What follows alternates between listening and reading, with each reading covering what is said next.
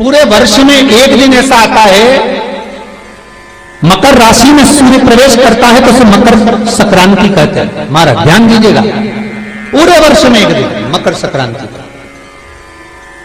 हमारे हिंदू धर्म में ये दिन है, हमारे हिंदू धर्म में जो ये दिन है।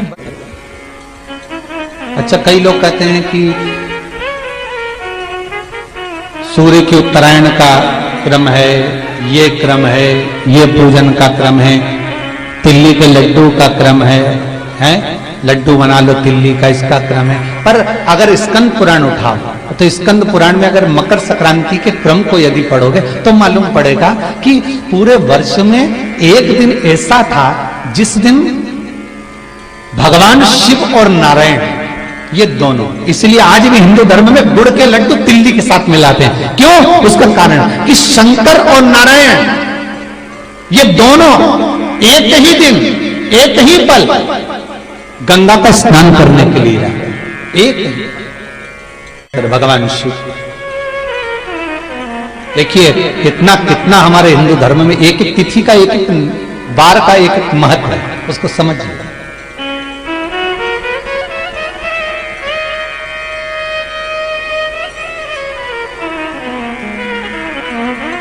माता लक्ष्मी, भगवान नारायण और भगवान शिव को स्नान के लिए गुप्त रूप से झांकती है।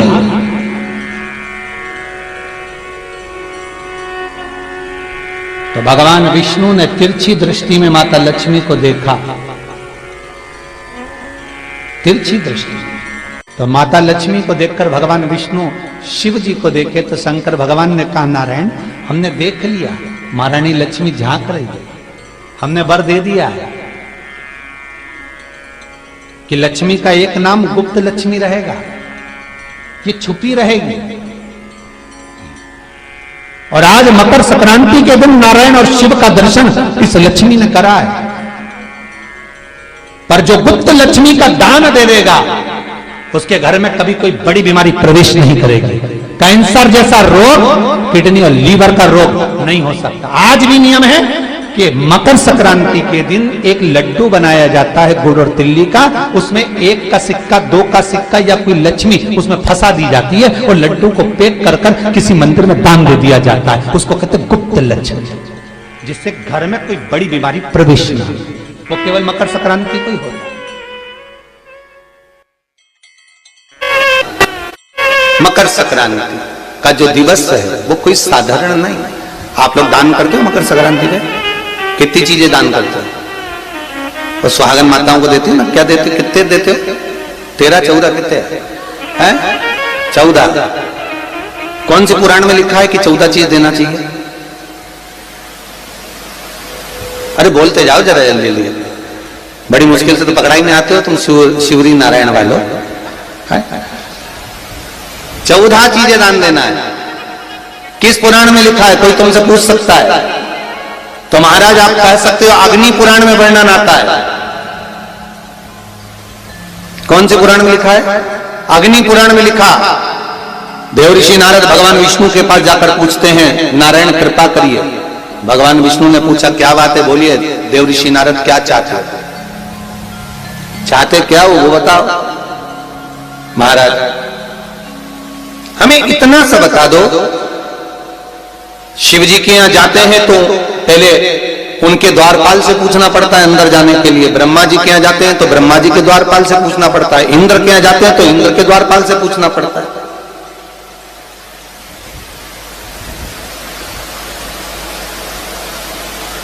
हम जितनी भी जगह जाते हैं तो कोई ना कोई द्वारपाल से हमें पूछना पड़ता है अंदर जाने के।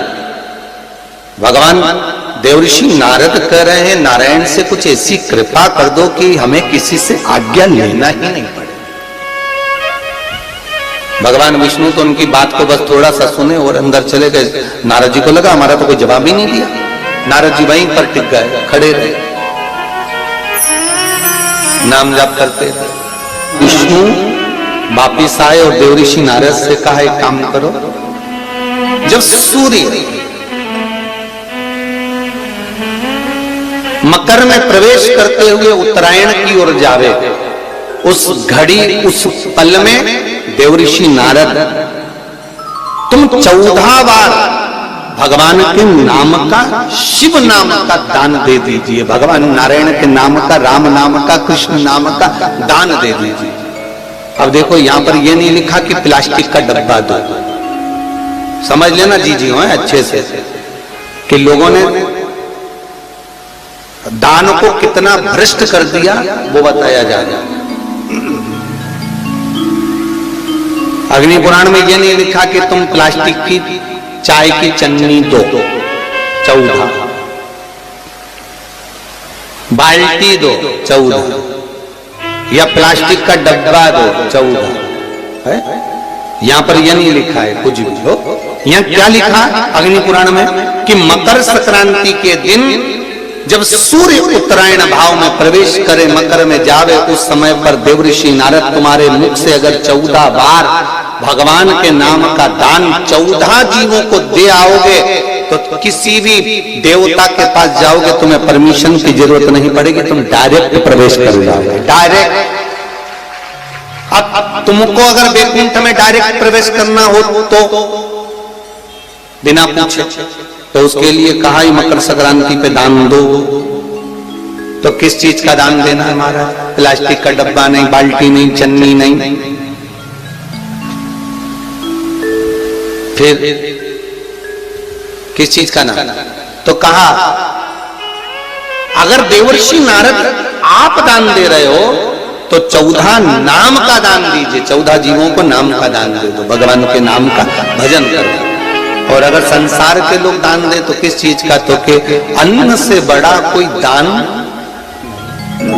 अन्न से बड़ा कोई दान। श्री शिवाय नमस्तुभ्यम। हर हर महादेव। गुरुजी द्वारा बताए गए उपाय को विश्वास के साथ जरूर करें और कमेंट में श्री शिवाय नमस्तुभ्यम जरूर लिखें। Thanks for watching.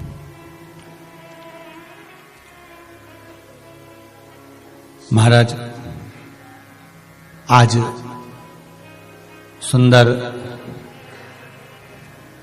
उत्तरदा एकादशी भी है। आप सभी को बाबा देव अधिदेव महादेव की इस सुंदर आनंदमय पुत्रदा एकादशी के लिए भी बहुत बहुत साधुवाद, बधाइयाँ।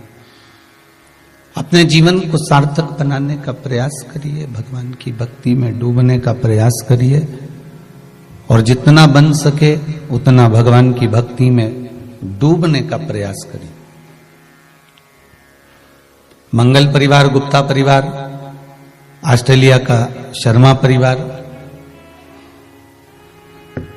अगर ये पावन मानसरोवर शिव महापुराण की कथा को करवा रहा है तो आपके भीतर ये भाव प्रकट होना चाहिए कि आप इस पावन कथा को सुनने के बाद आपके भीतर ये भाव प्रकट हो कि हम भगवान शंकर के कृपा पात्र होकर भगवान शिव की गंगा स्नान, यमुना स्नान, कुंड का स्नान, सरयू का स्नान, मानसरोवर का स्नान हम अपने भाव से कर रहे हैं, हम अपने दिल से कर रहे हैं।